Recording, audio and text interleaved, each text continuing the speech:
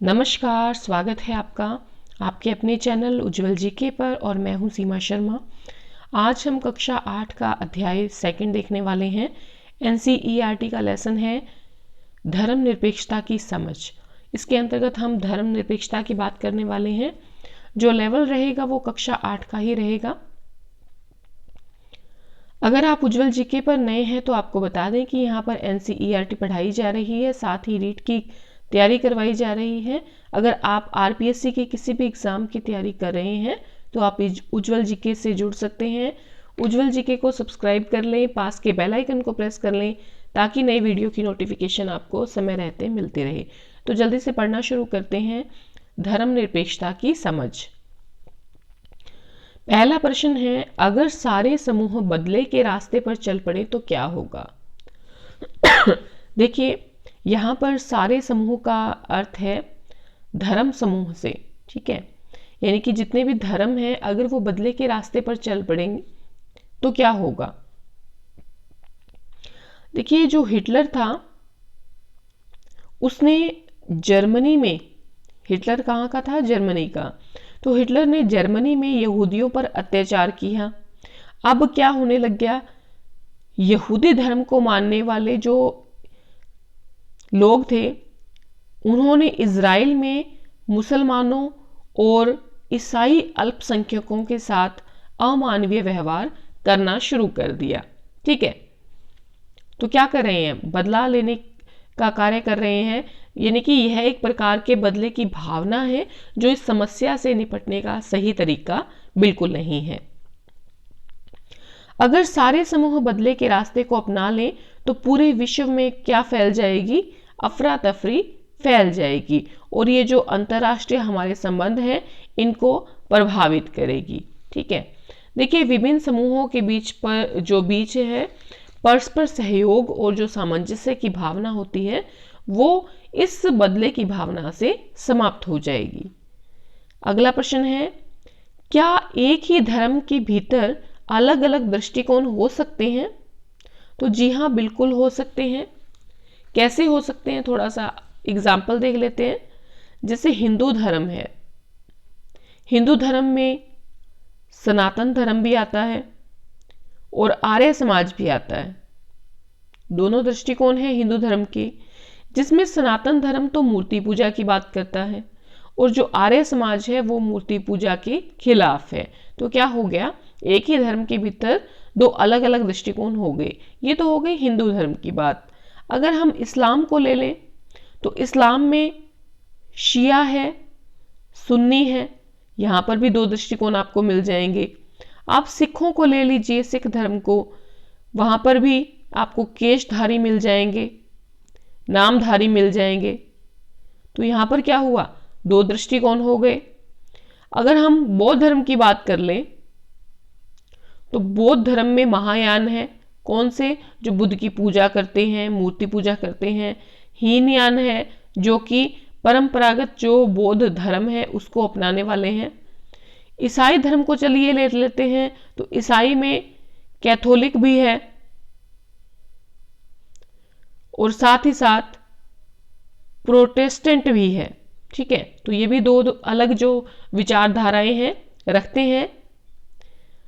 जैनियों की अगर हम बात करें, जैन धर्म को ले लें तो यहाँ पर दिगंबर हैं जो दिग ही है अंबर जिसका, यानी कि आकाश को वस्त्र मानने वाले। श्वेतांबर भी हैं। श्वेतांबर कौन है, जो श्वेत धारण, जो वस्त्र है वो धारण करते हैं। तो क्या हुआ, हमने लगभग सभी धर्मों के दृष्टिकोण देखे हैं जो कि एक ही धर्म के भीतर हैं लेकिन अलग अलग हैं। तो बिल्कुल एक ही धर्म के भीतर अलग अलग दृष्टिकोण हो सकते हैं। अगला प्रश्न है, देखिए आपको पूरा अध्याय पढ़ने की आवश्यकता नहीं रहेगी क्योंकि इन्हीं प्रश्नों के माध्यम से हम पूरे अध्याय की चर्चा जो है कर लेंगे। तो इसी हिसाब से प्रश्न जो है वो बनाए गए हैं। क्या आप भारत के किसी भी भाग की कोई ऐसी घटना बता सकते हैं जहां पर संविधान के धर्मनिरपेक्ष आदर्शों का उल्लंघन किया गया हो और लोगों को उनके धर्म की वजह से प्रताड़ित किया गया हो या फिर मारा गया हो। क्या भारत का कोई ऐसा हिस्सा है जहां पर संविधान में धर्मनिरपेक्ष आदर्शों का उल्लंघन किया गया है? तो बिल्कुल है। जम्मू कश्मीर की अगर हम बात करें तो वहां पर मुसलमानों के द्वारा गैर मुस्लिम समुदाय जो हैं उनको प्रताड़ित किया गया है, मारा गया है। ठीक है, तो क्या हो रहा है, ये संविधान के धर्मनिरपेक्ष जो आदर्श हैं उनका उल्लंघन हो रहा है। विभिन्न धर्मों के धार्मिक क्रियाकलाप बताएं। अगर हम हिंदू धर्म की बात करें तो यहाँ पर भजन भी किया जाता है, संगीत की भी प्रथा है, प्रार्थना भी की जाती है, पूजा भी की जाती है, कीर्तन भी किया जाता है। तो ये सभी क्रियाकलाप किस धर्म के हैं? हिंदू धर्म के। मुस्लिम की बात करें तो यहाँ पर नमाज पढ़ी जाती है। अगर हम बात करें सिखों की तो प्रभात फेरी जो सुबह लगाई जाती है, शब्द कीर्तन है, दरबार लगाया जाता है, अरदास की जाती है, नगर कीर्तन करवाया जाता है, प्रार्थना की जाती है। तो ये सब सिख धर्म के अंतर्गत विभिन्न प्रकार के धार्मिक क्रियाकलाप हैं। अगर हम ईसाई धर्म की बात करें तो यहाँ पर प्रार्थना की जाती है। तो ये सारी चीजें क्या दर्शाती हैं? ये दर्शाती हैं कि सभी धर्मों के धार्मिक क्रियाकलापों की स्वतंत्रता जो है वो दी गई है भारत में। देखिए, अगर आप चैनल पर नए हैं तो प्लीज़ उज्जवल जी के चैनल को सब्सक्राइब कर ले, पास के बेल आइकन को प्रेस कर ले ताकि नई वीडियो की नोटिफिकेशन समय रहते मिलती रहे। और अगर आपको वीडियो ज़रा से भी पसंद आए तो आप प्लीज़ उसे शेयर ज़रूर कर दें अपने मित्रों में। अगर कोई भी आप वीडियो देख रहे हैं और उस पर ऐड चल रही है तो प्लीज़ उसे पूरा देखा करें, इतनी सी गुजारिश है। चलिए आगे पढ़ते हैं। क्या सरकारी विद्यालयों में धर्म को महत्व दिया जाता है? यहाँ पर गवर्नमेंट स्कूल की बात हो रही है। नहीं दिया जाता धर्म को महत्व। क्यों? क्योंकि देखिए, भारत एक धर्मनिरपेक्ष राज्य है। सरकारी स्कूल के लिए सभी धर्म कैसे हैं? बिल्कुल समान है। और अधिकतर जो धार्मिक त्योहार होते हैं, चाहे वो किसी भी धर्म के हो, वहां पर सरकारी छुट्टी होती है। सरकारी स्कूल न तो खास धर्म को थोप सकता है और न ही विद्यार्थियों की जो धार्मिक स्वतंत्रता है उसे छीन सकता है। अगला प्रश्न है, क्या कोई धार्मिक समुदाय दूसरे समुदाय पर वर्चस्व नहीं रखता? इस उद्देश्य के उल्लंघन का कोई एक उदाहरण दीजिए। यह आपको बताना है कि धार्मिक समुदाय दूसरे जो धार्मिक समुदाय है उस पर वर्चस्व नहीं रखता, और क्यों नहीं रखता, और अगर ऐसा उद्देश्य है तो इस उद्देश्य के उल्लंघन का हमें एक उदाहरण भी बताना है। देखिए, सभी समुदाय जो हैं या सभी जो धर्म हैं उनके समान विकास के लिए एक धार्मिक समुदाय जो है वो दूसरे धार्मिक समुदाय पर वर्चस्व नहीं रखता। और अगर इस उद्देश्य के उल्लंघन की बात करें तो जम्मू कश्मीर में जो मुसलमान हैं वो हिंदुओं पर क्या रखते हैं? अपना वर्चस्व रखते हैं। ठीक है, चलिए आगे पढ़ते हैं। राज्य न तो किसी धर्म को थोपता है और न लोगों की धार्मिक स्वतंत्रता छीनता है। क्यों? ठीक है, आपको बताना है कि राज्य, यहाँ पर देखिए राज्य शब्द का उल्लेख जो किया गया है वो देश के लिए किया गया है संविधान के अंतर्गत। ठीक है, संविधान के अंतर्गत जब भी राज्य शब्द की बात की जाती है लगभग वो देश के लिए ही बात की जाती है। तो यहाँ पर है कि राज्य यानी कि देश न तो किसी धर्म को थोपता है न लोगों की धार्मिक स्वतंत्रता छीनता है। ऐसा क्यों है और इस उद्देश्य के उल्लंघन का कोई एक उदाहरण बताइए। ठीक है, तो यहाँ पर अल्पसंख्यक जो वर्ग हैं, चाहे वो पारसी हैं, चाहे वो सिख हैं, चाहे वो ईसाई हैं, कोई भी अल्पसंख्यक वर्ग है, उसके प्रति अत्याचार को, भेदभाव को रोकने के लिए जो है कोई भी देश जो है किसी धर्म को थोपता नहीं है और न ही लोगों की धार्मिक स्वतंत्रता छीनता है। ठीक है, श्रीलंका की बात करें तो श्रीलंका में इस उद्देश्य के उल्लंघन का एक उदाहरण दिखता है। तमिल जो हैं लोग, उन पर सिंहलियों का वर्चस्व है। सिंहली कौन है? श्रीलंका के जो शुरू से चले आ रहे लोग हैं वो सिंहली हैं, और इनका वर्चस्व किस पर दिखता है? तमिलों पर दिखता है। तो ये एक प्रकार से धार्मिक स्वतंत्रता छीननी जा रही है और ये एक प्रकार का उल्लंघन है। चलिए अगला प्रश्न देखते हैं। एक ही धर्म के कुछ लोग अपने ही धर्म के दूसरे लोगों को न दबाएं, ऐसा क्यों है, और इस उद्देश्य के उल्लंघन का एक उदाहरण बताएं। यहां आपको बताना है, क्या एक ही धर्म के लोग अपने ही धर्म के दूसरे जो निचले तबके के लोग हैं उनको दबाते हैं? तो बिल्कुल दबाते हैं, ठीक है। और इसका उदाहरण आपको बताना उल्लंघन का। देखिए, एक ही धर्म के लोग अपने ही कुछ दूसरे लोगों को न दबाएं, ऐसा क्यों है? ऐसा इसलिए है ताकि शांति रहे, सहनशीलता स्थापित हो, समन्वय की भावना रहे, सौहार्दपूर्ण वातावरण जो है वो देश में रहे। लेकिन इसका उल्लंघन हो रहा है। जैसे कि हिंदू की बात करें तो हिंदुओं में अपने ही जो लोग हैं उनसे छुआछूत जो है उसकी भावना रखी जाती है, अछूत समझा जाता है। तो छुआछूत का प्रचलन जो है इसका एक उदाहरण है। अगले प्रश्न पर आते हैं। अब हम कुछ त्योहारों की बात करेंगे, कोई दो त्योहार, कोई एक त्योहार, ठीक है, जो अलग अलग धर्मों से संबंधित हो। देखिए, सभी जो प्रश्न है 8वीं बेस है, 8वीं को ध्यान में रखते हुए बनाए गए हैं। सिखों से संबंधित कोई दो त्योहार, तो वैसाखी है और गुरु नानक जयंती है, ठीक है। ये दोनों त्योहार जो हैं सिखों से संबंधित हैं। मुसलमानों की बात करें तो मुख्य त्योहारों में ईद उल जुहा आ जाता है, मुहर्रम, मिलाद उल नबी, ईद उल फितर, ये त्योहार जो है मुसलमानों से संबंधित हैं।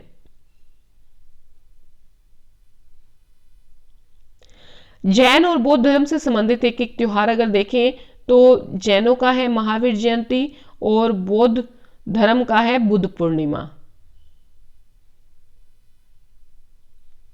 हिंदू धर्म से संबंधित कुछ त्योहार जो मुख्य हैं, लोहड़ी, मकर संक्रांति, बसंत पंचमी, रविदास जयंती, महाशिवरात्रि, होली, रामनवमी, रक्षाबंधन, जन्माष्टमी, दशहरा, वाल्मीकि जयंती, दीपावली, गोवर्धन पूजा, भैया दूज। तो ये जो त्योहार हैं हिंदू धर्म के कुछ मुख्य त्योहारों के नाम हैं।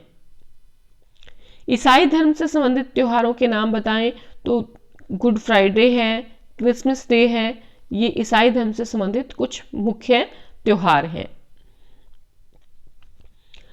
अगला प्रश्न आता है, क्या भारतीय राज्य धर्म से फासला रखता है?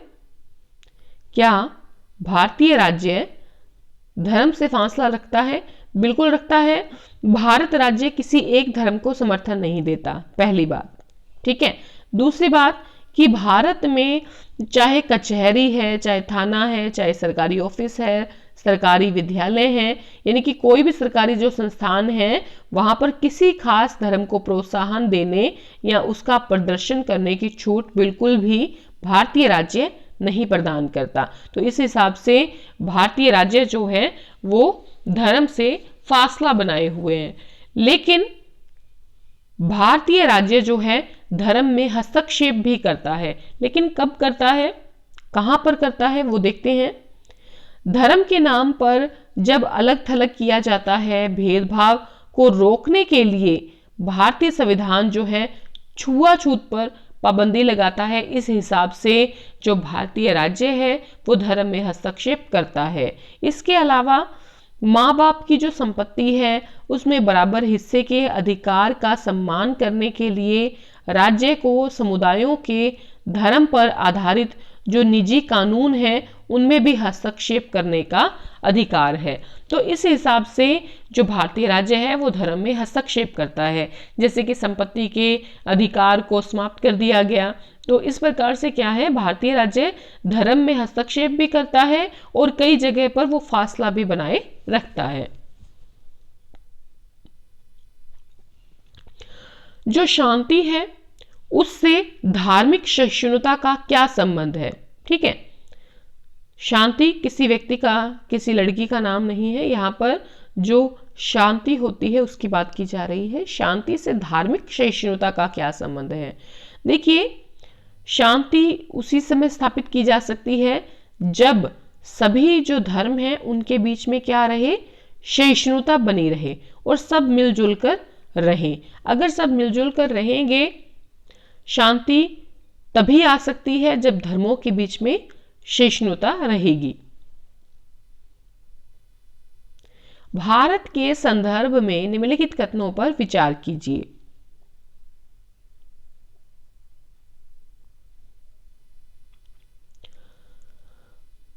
मौलिक अधिकार लोगों की राज्य की सत्ता के साथ साथ बहुमत की निरंकुशता से भी रक्षा करते हैं। जो हमें मौलिक अधिकार दिए गए हैं आम जनता को, वो लोगों की राज्य की सत्ता के साथ साथ जो बहुमत है उनकी निरंकुशता से भी रक्षा करते हैं।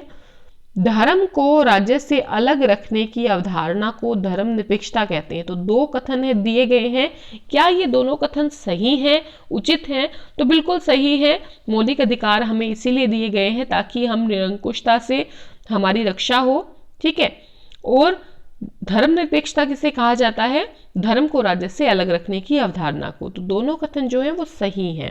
देखिए, भारत में सभी को आसानी से एक धर्म से निकलकर दूसरे धर्म को अपनाने की स्वतंत्रता प्राप्त है। देश के किसी भी नागरिक को स्वेच्छा से कोई भी धर्म अपनाने और जो धार्मिक उपदेश है उसको अपने अनुसार व्याख्या करने की स्वतंत्रता दी गई है। भारतीय संविधान के अनुसार भारत क्या है? भारत जो है वो क्या है? एक धर्मनिरपेक्ष राज्य है, ठीक है। भारत में शासित जो सरकारें हैं उनका कर्तव्य है कि वो इस बात का ख्याल रखें कि किसी एक धर्म के लोग दूसरे धर्म के लोगों को दबाएं या परेशान न करें। और ये भी देखा जाना चाहिए कि एक ही धर्म के जो दबंग लोग हैं वो उसी धर्म के जो निचले तबके के लोग हैं उनको परेशान न करें, ठीक है। तो इस प्रकार से जो है धर्मनिरपेक्षता की बात की गई है। और ये भी कि राज्य न तो किसी खास धर्म को थोपता है और न ही लोगों की धार्मिक स्वतंत्रता छीनेगा, ठीक है। चलिए आगे बढ़ते हैं। अब कुछ बात अमेरिका की कर लें। क्या अमेरिका की विधायिका कानून बनाकर किसी भी धर्म को राजकीय धर्म घोषित कर सकती है? क्या अमेरिका जो है उसकी जो विधायिका है वो कानून बनाकर किसी धर्म को राजकीय धर्म घोषित कर सकती है? तो बिल्कुल नहीं कर सकती, क्योंकि जो संयुक्त राज्य अमेरिका है वहां पर राज्य और धर्म के पृथक्करण का अर्थ है कि राज्य और धर्म जो हैं वो दोनों एक दूसरे के मामलों में किसी भी प्रकार का दखल नहीं दे सकते। तो विधायिका जो है कानून नहीं बना सकती और किसी धर्म को राजकीय धर्म घोषित नहीं कर सकती। अंतिम प्रश्न है, किस वर्ष फ्रांस में कानून के द्वारा धार्मिक अथवा राजनीतिक चिन्हों व प्रतीकों को धारण करके स्कूल में आना वर्जित कर दिया गया? तो देखिए, पहले क्या होता था कि इस्लामी बुर्का है, यहूदी टोपी है, या बड़े बड़े जो ईसाई क्रॉस होते थे, जैसे कि धार्मिक या राजनीतिक प्रतीक होते थे, चिन्ह होते थे, उनको धारण करके बच्चे स्कूल में आ जाते थे। अब इस पर रोक लगा दी गई है और ये एक कानून बना दिया गया है सन 2004 में। और इस कानून का जो अप्रवासी लोग उन्होंने बहुत ज़्यादा क्या किया है, विरोध किया है, लेकिन इस कानून को बना दिया गया है, ठीक है। तो आप किसी भी जो है धार्मिक या राजनीतिक चिन्ह या प्रतीक को धारण करके स्कूल में नहीं जा सकते फ्रांस में। तो चलिए, आज हमने महत्वपूर्ण प्रश्न देख लिए हैं। अगर आपको वीडियो पसंद आई है तो प्लीज़ लाइक कर दें और शेयर करें, कमेंट करके बताएं वीडियो कैसी लगी। धन्यवाद।